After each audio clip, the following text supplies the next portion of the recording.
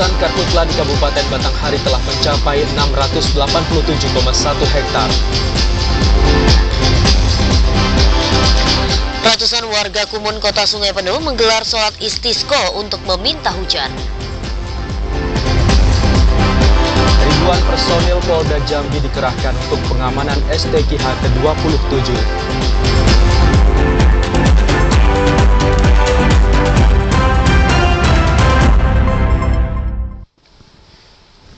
Assalamualaikum warahmatullahi wabarakatuh. Selamat sore saudara, kami kembali menyapa Anda dalam program Jambi hari ini, edisi Senin 30 Oktober 2023. Ya saudara, selain 3 berita utama tadi, redaksi kami juga telah menyiapkan sejumlah informasi penting dan menarik lainnya untuk Anda.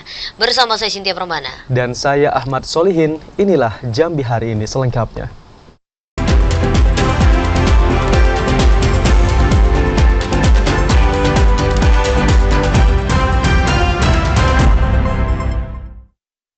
Saudara, kebakaran hutan dan lahan di Kabupaten Batanghari hingga saat ini masih terus ditemukan. Berdasarkan data terakhir dari BPBD Batanghari, luas lahan terbakar telah mencapai 600 hektar lebih. Meski hujan sempat mengguyur Kabupaten Batanghari, namun kondisi ini seolah belum mampu menekan kasus Karhutla. Hal itu terlihat dari masih terdeteksinya titik api di sejumlah kawasan yang mencapai 721 titik api. Titik api itu tersebar di 8 kecamatan dalam wilayah Kabupaten Batanghari. Sekretaris BPBD Batanghari Samra Lubis mengatakan, dari jumlah kejadian Karhutla, terdapat luasan lahan yang hangus terbakar 687,1 hektar, dari sebelumnya hanya 500 hektar lebih.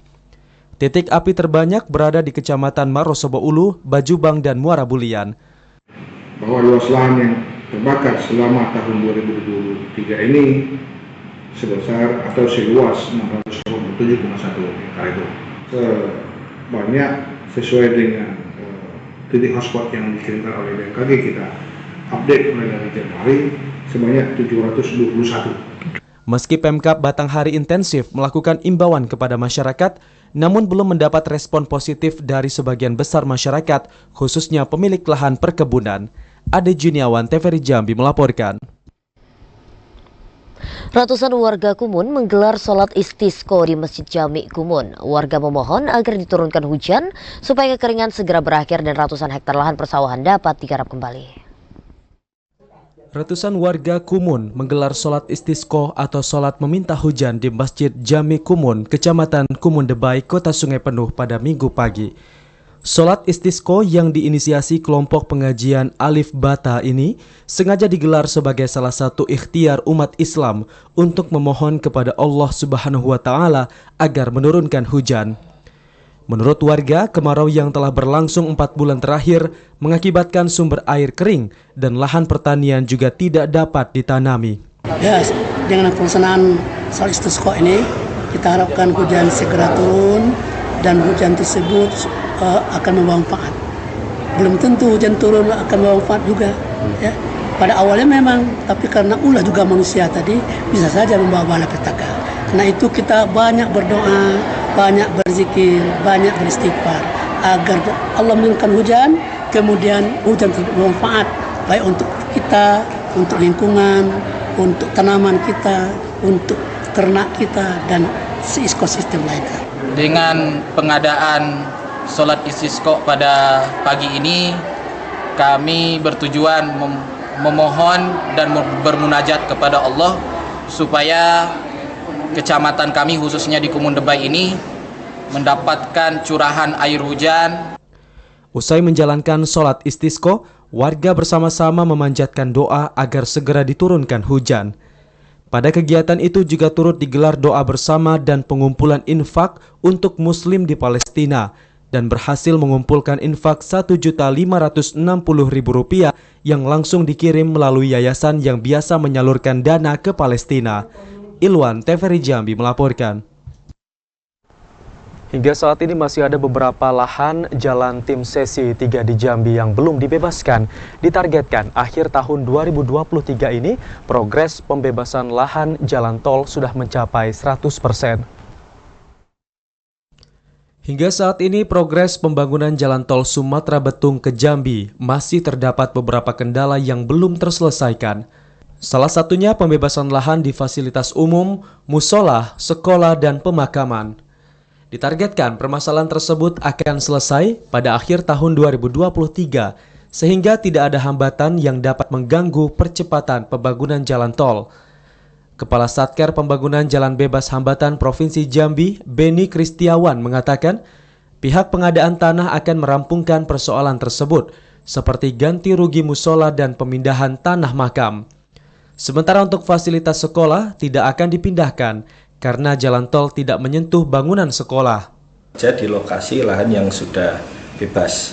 Nah, nanti kalau ini kan kemarin ada wacana atau ada semacam kesepakatan dengan pihak PPK pengadaan tanah bahwa akhir tahun ini dapat dibebaskan. Kalau itu memang akhir tahun ini dapat dibebaskan, yang musola dan sebagainya itu nanti kita bisa kejar untuk selesai di pelaksanaan di akhir tahun depan. Sementara itu, hingga akhir tahun ini, target pembangunan jalan tol Jambi harus selesai 50%, sehingga pertengahan tahun 2024 mendatang, jalan tol sudah bisa diresmikan. Joko TVRI Jambi melaporkan. Sementara itu, saudara, sebagian petani di Kabupaten Tanjung Jabung Timur mengeluhkan kualitas pupuk NPK subsidi. Menurut petani, kualitas pupuk bersubsidi yang mereka terima kurang bagus untuk tanaman. Penggunaan pupuk dalam pertanian sangat penting karena pupuk merupakan sumber nutrisi tanaman dan juga dapat menjaga tanaman dari serangan hama. Petani buah di Kelurahan Rantau Indah, Kecamatan Dendang, Kabupaten Tanjung Jabung Timur, justru mengeluhkan kualitas pupuk subsidi yang kurang bagus, sehingga tidak membantu meningkatkan kesuburan tanaman buah. Salah seorang petani buah di Kelurahan Rantau Indah, Tagi, mengatakan perlahan meninggalkan pupuk subsidi untuk tanamannya. Hal ini disebabkan kualitas pupuk kurang bagus dan semakin boros, sehingga petani terancam rugi karena biaya produksi yang tidak efektif. Meski harga lebih mahal dari pupuk subsidi, saat ini Tagik lebih memilih menggunakan pupuk non-subsidi karena lebih cepat diserap tanaman. Harga pupuk NPK non-subsidi jenis Mutiara saat ini berkisar di angka Rp950.000 per sak dengan berat 50 kg. Sedangkan pupuk subsidi hanya dibanderol sekitar Rp300 hingga Rp350.000.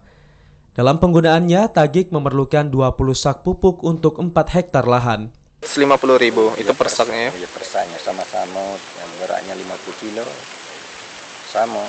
Tapi kita beli 10 karung, baru sekarung itu baru imbang.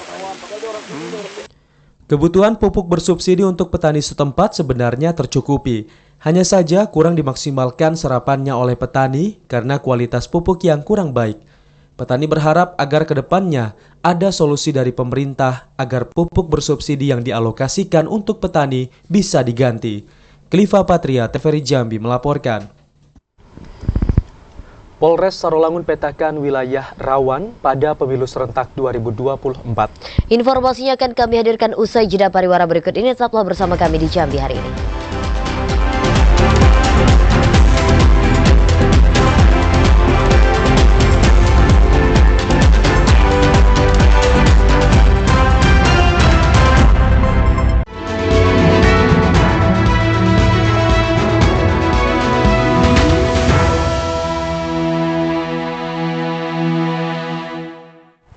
Anda bergabung bersama kami dalam segmen menuju pemilu 2024. Saudara, pimpin Rakor Persiapan Pelaksanaan Pemilu dan Pilkada di Provinsi Jambi, Gubernur Jambi Al-Haris mengajak seluruh pemerintah daerah termasuk pihak terkait untuk menyusun strategi penyelenggaraan pemilu dan pilkada serentak 2024 yang aman dan damai.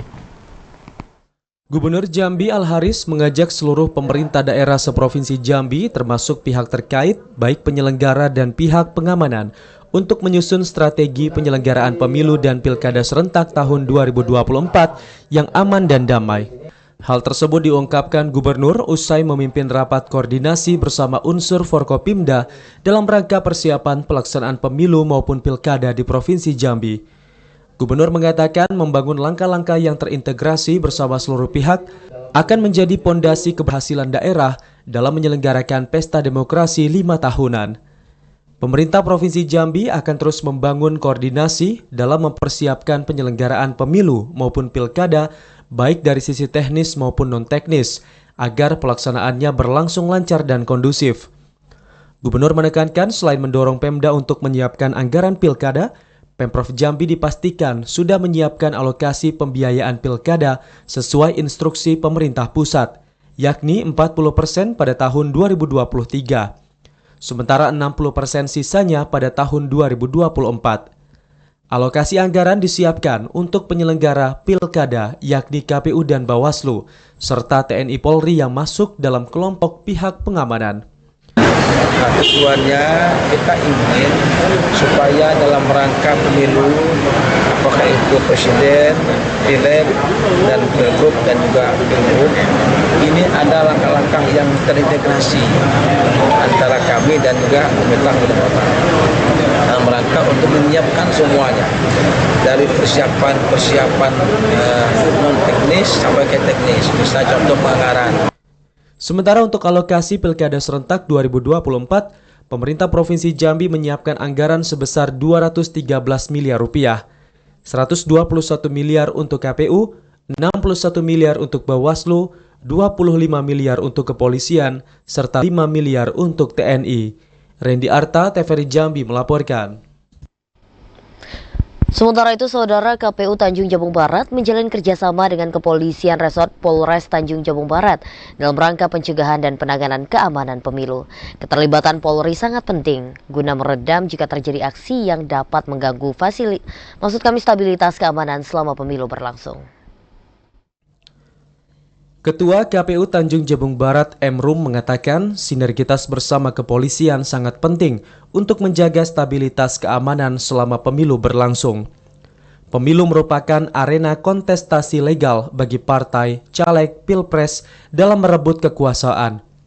Kondisi ini bisa menimbulkan tingginya tensi politik sehingga butuh pencegahan dan penanganan keamanan. Dukungan keamanan selama pemilu 2024 berlangsung menjadi prioritas.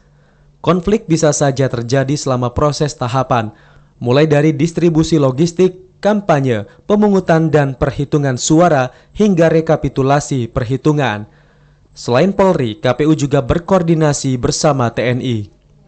Jadi gini, untuk pengamanan pemilu tentunya kita sesuai dengan perintah dari pimpinan kita KPU RI yang juga sudah melaksanakan PKS perjanjian kerjasama antara KPU RI dengan Kepolisian Negara Republik Indonesia. Begitu juga kita di bawah kita sudah menindaklanjutin MOU itu, perjanjian kerjasama itu kita juga sudah melaksanakan perjanjian kerjasama dengan Polres Tanjung Jabung Barat. Untuk menjaga stabilitas dalam pencegahan dan pengamanan pemilu 2024, Polres Tanjung Jabung Barat melaksanakan persiapan simulasi pengamanan yang dilaksanakan di alun-alun kota Kuala Tungkal.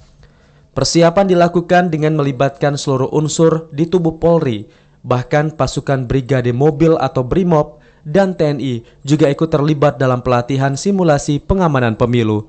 Didi Haryadi, TVRI Jambi melaporkan. Minimnya jaringan komunikasi serta sulitnya akses transportasi di sejumlah wilayah pedalaman di Kabupaten Sarolangun menjadi ancaman rawan pemilu serentak 2024 mendatang. Menjelang masa kampanye dan pemilu serentak 2024, Polres Sarolangun telah melakukan pemetaan kecamatan dan desa serta dusun yang masuk kategori rawan, menjadi atensi khusus dalam pengamanan di setiap tahapan pemilu 2024. Kabag Ops Polres Sarolangun, Kompol Ahmad Bastar Yusuf mengatakan, dalam penentuan daerah rawan atau tidak harus mempunyai dasar untuk menjadi titik acuan para personil, serta pihaknya juga telah mempelajari dan memperhatikan semua aspek dan unsur sebelum menetapkan wilayah rawan. Berdasarkan pemetaan zona rawan pelaksanaan pemilu, sulitnya akses transportasi dan komunikasi di sejumlah wilayah di sebagian desa pedalaman masuk dalam zona 1 tingkat kerawanan. Kerawanan kita itu berdasarkan geografis, ya. Pertama berdasarkan geografis, karena wilayah kabupaten kita yang terdiri dari 11 kecamatan itu terdiri dari daerah wilayah perbukitan dan sungai dan jalan-jalan yang masih sulit dijangkau. Meski berdasarkan pemilu sebelumnya, kerawanan dan pemetaan wilayah kerawanan masih minim, namun pada pemilu 2024 mendatang menjadi fokus utama dan perhatian dari jajaran Polres Sarolangun. Edi Kusnadi, TVRI Jambi melaporkan. Saudara, 15 caleg pengganti dari 8 partai politik di KPU Muaro Jambi dinyatakan memenuhi syarat. Hingga kini KPU daerah setempat masih melakukan penyusunan DCT sebelum diumumkan pada 4 November besok. KPU Kabupaten Muaro Jambi memastikan 15 calon legislatif pengganti dinyatakan lengkap atau memenuhi persyaratan. Komisioner KPU Muaro Jambi Divisi Teknis Penyelenggaraan Arisno mengatakan, pada tahapan verifikasi persyaratan caleg, KPU menemukan kegandaan parpol pada satu caleg. Setelah berkoordinasi, caleg tersebut memilih salah satu parpol agar tetap dapat berkompetisi pada pemilihan legislatif 14 Februari 2024 mendatang. Dengan kegandaan data tersebut, yang semula jumlah caleg diumumkan pada daftar calon sementara mencapai 467 orang, kini berkurang menjadi 466 orang. Verifikasi bakal calon sementara yang untuk menuju ke DCT itu sudah selesai kami verifikasi dan sudah kami rekap. Itu jumlah yang pengganti kemarin ada 15 dan semua dokumennya alhamdulillah sudah lengkap dan sudah memenuhi syarat. Hingga kini, KPU Muaro Jambi masih melakukan penyusunan daftar calon tetap sebelum diumumkan pada tanggal 4 November mendatang. Untuk penetapan DCT dijadwalkan pada 1 hari sebelum 466 caleg Muaro Jambi diumumkan. Azam Afnan, TVRI Jambi melaporkan.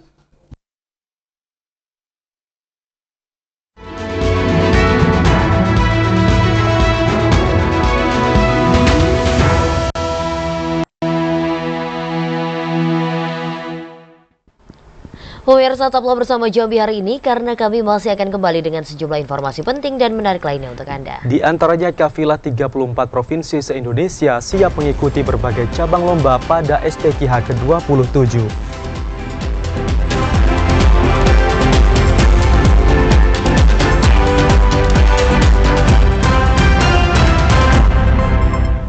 Terima kasih Anda masih bersama kami dan Anda bergabung dalam segmen advertorial. Bupati Adi Rozal menghadiri pembukaan Musyawarah Wilayah Kedua Radio Antar Penduduk Indonesia atau RAPI Wilayah 11 Kabupaten Kerinci tahun 2023. Adi Rozal mengajak anggota RAPI untuk ikut serta dalam menyukseskan pemilu tahun 2024. Bupati Kerinci Adi Rozal menghadiri pembukaan Musyawarah Wilayah Kedua RAPI tahun 2023 yang berlangsung di Panti Asuhan Baitul Husna, Sungai PG, Kecamatan Siulak, Kabupaten Kerinci. Bupati Adi Rozal mengatakan keberadaan RAPI sangat penting bagi masyarakat. RAPI menghubungkan komunikasi dari daerah yang sulit terjangkau oleh jaringan, terlebih dengan keanggotaan RAPI yang berada di seluruh pelosok Kabupaten Kerinci dan Provinsi Jambi. Adi Rozal juga mengajak anggota RAPI untuk ikut serta dalam menyukseskan pemilu 2024 dengan menyampaikan kondisi pelaksanaan pemilu dan pemilihan kepala daerah. Dan kita berharap tentu RAPI bisa bersinergi dengan pemerintah Kabupaten Kerinci dalam memberikan informasi-informasi tentang kebaikan kita Kabupaten Kerinci semuanya. Juga kita harapkan anggota RAPI bisa memberikan komunikasi yang baik, jangan menyebarkan hoax yang tidak baik yang membuatkan kerusuhan di tengah masyarakat. Apalagi kita akan menghadapi pemilu tahun 2024, harus dijaga ketertiban, keamanan sehingga Kabupaten Kerinci tetap nyaman sebagai daerah tujuan kunjungan wisata dan daerah yang memang diharapkan menjadi lebih baik di masa depan. Adi Rozal berharap musyawarah daerah kedua RAPI wilayah 11 Kerinci dapat semakin menguatkan organisasi dan perannya di tengah masyarakat. Ilwan, TVRI Jambi melaporkan.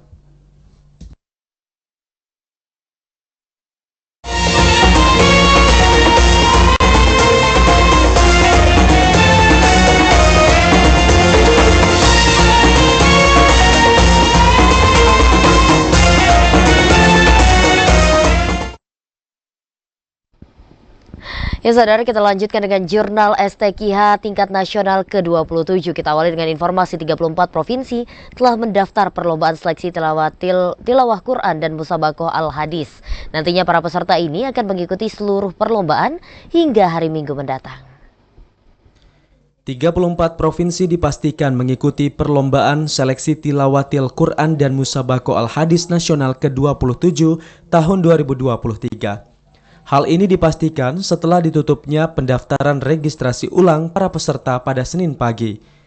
Panitra Cabang Tilawah Dewasa dan Anak, Haji Munjaidi mengatakan, setelah dibukanya pendaftaran dari hari Sabtu hingga Senin pagi ini, 34 provinsi telah melakukan registrasi ulang. Dari 34 provinsi ini akan diikuti 1.200 lebih para peserta dari beberapa golongan perlombaan. Pendaftaran terakhir hari ini dari Kepulauan Bangka Belitung dan alhamdulillah sudah selesai semua. Untuk peserta yang mendaftar keseluruhan sudah ikut mendaftar? Untuk peserta keseluruhan yang mendaftar sudah 34 provinsi. Sementara itu, ribuan peserta dari 34 provinsi akan mengikuti kegiatan seleksi tilawatil Quran dan Musabakoh Al-Hadis nasional ke-27 tahun 2023. Seleksi perlombaan dijadwalkan dari hari Selasa hingga Minggu mendatang. Terdiri dari 4 cabang lomba dengan 20 golongan yang meliputi seni baca Al-Quran, hafalan Al-Quran, tafsir Al-Quran, dan musabakoh hafalan Al-Quran. Asyar TVRI Jambi melaporkan. Diselenggarakan sebagai sarana untuk memperkuat jalinan silaturahmi sekaligus meningkatkan ukhuwah Islamiyah antar kafilah dari berbagai daerah. Gubernur Jambi Al-Haris secara resmi membuka Malam Ta'aruf STQH Nasional ke-27 di Provinsi Jambi.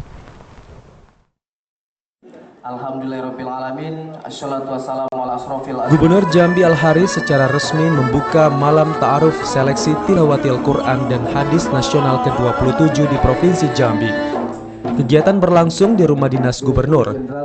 Gubernur Al-Haris mengatakan kegiatan ini sebagai sarana untuk memperkuat jalinan silaturahmi sekaligus meningkatkan ukhuwah Islamiyah antar peserta maupun kafilah dari berbagai daerah. Menjadi tuan rumah pelaksanaan STQH tingkat nasional ke-27, Pemprov Jambi akan berupaya maksimal untuk memberikan pelayanan terbaik bagi kafilah, kontingen, serta para tamu undangan yang hadir. Menjaga citra dan kesan positif ini sebagai bentuk kebanggaan daerah ikut mensyiarkan Al-Quran setelah ditunjuk sebagai tuan rumah penyelenggaraan STQH. Selain dalam rangka silaturahmi, Malam Ta'aruf juga ditujukan untuk memperkenalkan berbagai budaya daerah guna memperkuat rasa persatuan dan persaudaraan. Mewakili pemerintah Provinsi Jambi, Gubernur Al-Haris memohon doa restu dari masyarakat agar penyelenggaraan STQH dapat berjalan lancar dan sukses. Kita merasa senang sekali, luar biasa. Semua panitia juga semangat luar biasa. Bahkan kami malah takut nanti tidak puas para pengunjung, para kafilah dari daerah. Kenapa? Karena kita ini hidup di zaman yang serba modern, yang globalisasi luar biasa. Nah, oleh karena itu kita tetap bagaimana kita menanamkan nilai-nilai Quran di tengah masyarakat, anak-anak kita cinta Al-Quran. Nah, ini kita harapkan. Karena itu bagi Provinsi Jambi ini anugerah luar biasa. Alhamdulillah, kenapa Dirjen memimpin kami memberikan arahan, insya Allah besok tinggal pembukaan saja, mohon doanya ya, semua sukses. Dirjen Bimbingan Masyarakat Islam Kementerian Agama Republik Indonesia Kamarudin Amin mengungkapkan persiapan penyelenggaraan STQH yang dilakukan Pemprov Jambi sudah sangat matang dan siap untuk dibuka secara resmi oleh Wakil Presiden Republik Indonesia Ma'ruf Amin. Dengan persiapan matang ini, STQH diharapkan dapat membawa berkah bagi Provinsi Jambi. Kita bersyukur karena persiapan hampir semuanya sudah 100% saya kira. Jambi sudah sangat siap, Pak Gub tadi sudah melaporkan dan peserta Dewan Hakim, Panitra semuanya sudah siap. Insya Allah besok akan dibuka oleh Pak Wapres, Menteri Agama juga hadir. Jadi rasanya persiapannya semuanya sudah sangat matang. Insya Allah semoga berjalan lancar. Kita bersyukur semoga membawa berkah untuk Provinsi Jambi. Penyelenggaraan seleksi tilawatil Quran dan hadis tingkat nasional ke-27 di Provinsi Jambi diikuti oleh para kontingen dari 34 provinsi se-Indonesia. Randy Arta, TVRI Jambi melaporkan. Polda Jambi mengerahkan ribuan personel demi keamanan dan kelancaran STQH ke-27, termasuk untuk kunjungan Wakil Presiden. Polisi pastikan situasi keamanan STQH berjalan kondusif hingga penutupan. Provinsi Jambi menjadi tuan rumah pelaksanaan seleksi tilawatil Quran dan hadis. Kegiatan yang berlangsung sepekan itu akan dibuka langsung oleh Wakil Presiden Republik Indonesia Ma'ruf Amin. Kasubit Penmas Bithumas Polda Jambi Kompolmas Edi mengatakan, untuk mendukung kelancaran kegiatan STQH ke-27, Polda Jambi mengerahkan 1.535 personil polisi. Ribuan personil itu disiagakan di titik jalur yang akan digunakan dalam kegiatan, hingga sterilisasi jalur yang dilintasi oleh Wakil Presiden. Kompol Mas Edi memastikan pembukaan dan pelaksanaan STQH ke-27 di Provinsi Jambi akan berjalan aman, kondusif dan lancar hingga penutupan. Jadi itu Polda Jambi sama Foresta ya. Nah, jadi itu ada 1.525 personil. Jadi sesuai dengan protap, sesuai dengan standar operasional prosedur bahwa untuk kepala negara dan wakil itu yang bertanggung jawab yang utama adalah dari Pampres. Saat ini situasi di Provinsi Jambi dalam menyambut pembukaan STQH masih kondusif. Pelaksanaan STQH ke-27 berlangsung mulai 29 Oktober hingga 7 November mendatang. Ari Haryono, TVRI Jambi melaporkan. 34 provinsi di Indonesia siap berlomba dan memberikan yang terbaik pada seleksi tilawatil Quran dan Al-Hadis STQH tingkat nasional di Provinsi Jambi. Pembukaan STQH diawali dengan pawai ta'aruf yang diikuti oleh 28 kafilah. Seluruh kafilah siap menyukseskan seleksi tilawatil Quran dan Al-Hadis STQH ke-27 tingkat nasional yang digelar di Provinsi Jambi. Pada pawai ta'aruf yang digelar pada Senin pagi menampilkan mobil hias dari masing-masing kafilah yang mewakili 34 provinsi. Salah satunya Jawa Barat. Pada pawai ta'aruf yang dimulai dari Masjid Agung Al-Falah menuju Rumah Dinas Gubernur Jambi itu, kafilah Jawa Barat menampilkan mobil hias berbentuk Masjid Al-Jabar yang merupakan ikon dari Provinsi Jawa Barat. Pawai ta'aruf ini aturannya lebih jelas. Karena masing-masing kendaraan hias itu dibatasi jangan lebih dari 3 meter.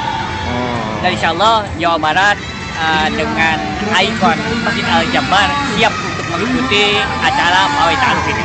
STQH ke-27 akan dibuka langsung oleh Wakil Presiden Republik Indonesia pada Senin malam pukul 20 waktu Indonesia Barat. Joko, TVRI Jambi melaporkan. Pembukaan seleksi tilawatil Quran dan Al-Hadis STQH ke-27 tingkat nasional diawali dengan pawai ta'aruf. Pawai ta'aruf itu menampilkan mobil hias dengan konsep kedaerahan dari setiap kontingen. Seleksi tilawatil Quran dan Al-Hadis STQH ke-27 tingkat nasional tahun 2023 digelar di Provinsi Jambi. Pembukaan STQH ke-27 diawali dengan pawai ta'aruf dengan rute Masjid Agung Al-Falah menuju Rumah Dinas Gubernur Jambi. Pawai ta'aruf ini menjadi salah satu tahapan dalam pembukaan STQH ke-27 tahun 2023. Pada pawai ta'aruf itu menampilkan mobil hias dengan konsep kedaerahan yang menjadi ciri khas dari setiap kafilah. Dari 34 kafilah yang mengikuti STQH, hanya 28 kafilah yang mengikuti pawai ta'aruf STQH ke-27 di Provinsi Jambi. Diharapkan kegiatan ini dapat meningkatkan silaturahmi kafilah antar provinsi yang dapat menjalin keharmonisan dalam berbangsa dan bernegara. Gubernur Al-Haris berharap STQH ini dapat meningkatkan kerukunan antar umat beragama di Indonesia. Ini memperlihatkan seluruh provinsi-provinsi yang peserta STQ ini dengan hiasnya. Artinya mereka ingin menunjukkan bahwa bagaimana perkembangan daripada agama di wilayah masing-masing. Dengan adanya masjid dan miniatur yang ada ini kelihatan bagaimana semua provinsi ini berusaha untuk menyanjungkan Al-Quran. STQH ke-27 tingkat nasional ini disaksikan antusias oleh masyarakat Kota Jambi, khususnya anak-anak sekolah. Joko TVRI Jambi melaporkan.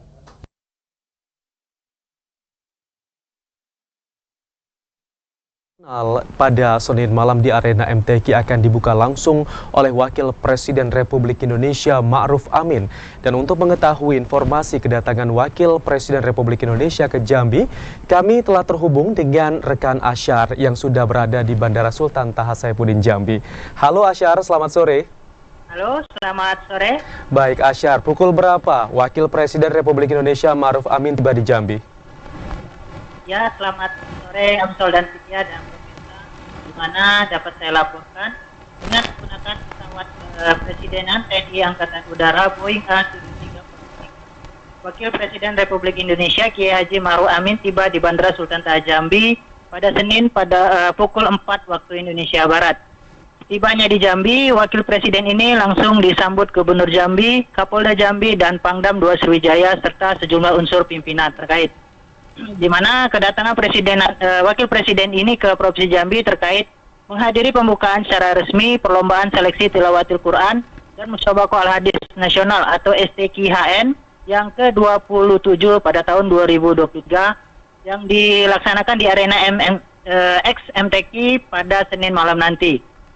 Di mana dengan dibukanya acara ini, kurang lebih 12.000 lebih peserta hafiz dari 34 perwakilan provinsi se-Indonesia akan dijadwalkan para peserta ini akan langsung mengikuti serangkaian perlombaan dari hari Selasa hingga Minggu mendatang. Setidaknya terdapat 4 cabang perlombaan dengan 20 golongan yang akan diikuti para peserta yang meliputi kegiatan perlombaan seni baca Al-Quran, hafalan Al-Quran, tafsir Al-Quran. Sementara itu, selain menghadiri kegiatan pembukaan perlombaan seleksi tilawatil Quran dan Musabaqah Al-Hadis Nasional, Wakil Presiden Republik Indonesia ini turut akan melaksanakan serangkaian kegiatan di Provinsi Jambi dan dijadwalkan akan hadiri sejumlah kegiatan hingga hari Selasa besok. Nah, demikian laporan saya.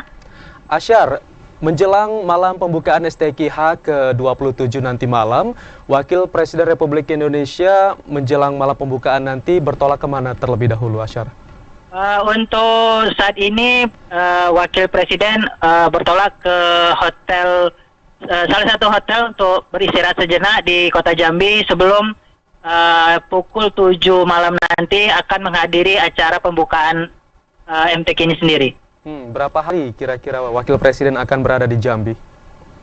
Untuk dijadwalkan akan berlangsung jadwalnya nanti malam hingga dari jam 7 hingga pukul 9 malam dan dijadwalkan untuk kegiatan selanjutnya pada hari Selasa pagi pada pukul 8 hingga pukul 10 di Puskesmas di Kota Jambi.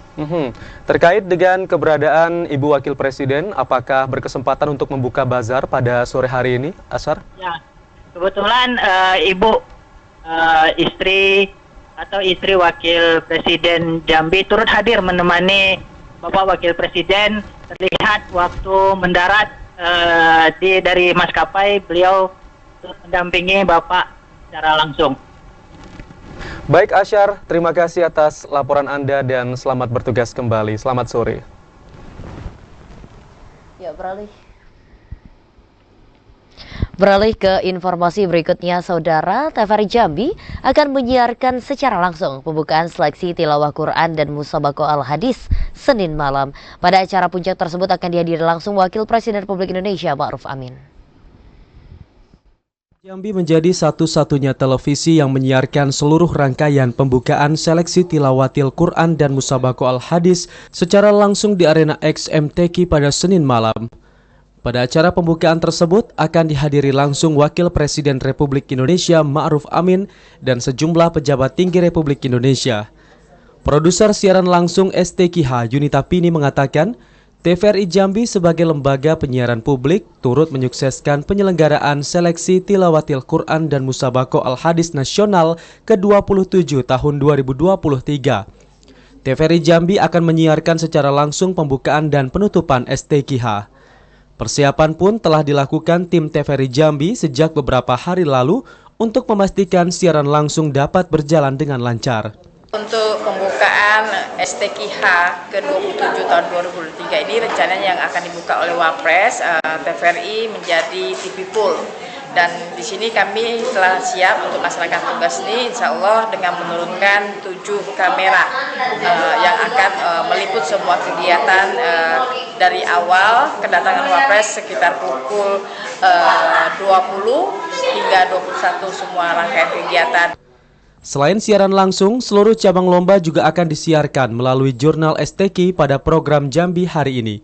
Dijadwalkan penyelenggaraan Lomba STQH akan berlangsung mulai tanggal 31 Oktober hingga 6 November 2023. 1.200 lebih peserta dari 34 provinsi akan mengikuti kegiatan ini. Asyar TVRI Jambi melaporkan.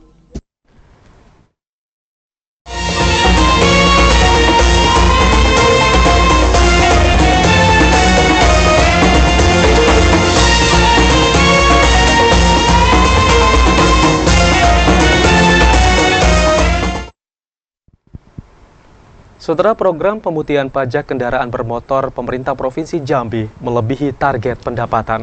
Informasinya akan kami hadirkan usai jeda pariwara berikut ini. Tetaplah bersama kami di Jambi hari ini.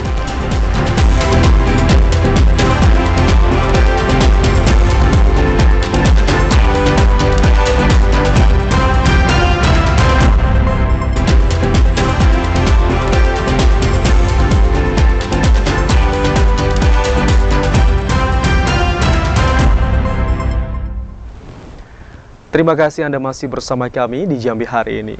Saudara, telah dibuka selama 2 bulan program pemutihan pajak kendaraan bermotor yang diselenggarakan pemerintah Provinsi Jambi dalam menyambut HUT ke-78 Republik Indonesia menembus angka 48,9 miliar rupiah dari target pendapatan 35 miliar rupiah.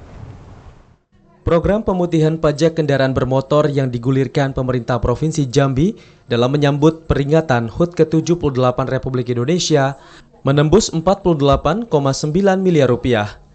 Program pemutihan yang dimulai dari 1 Agustus hingga 30 September 2023 bahkan sudah mencatatkan surplus dari target pendapatan yang ditetapkan sebesar 35 miliar rupiah 1 minggu sebelum ditutup.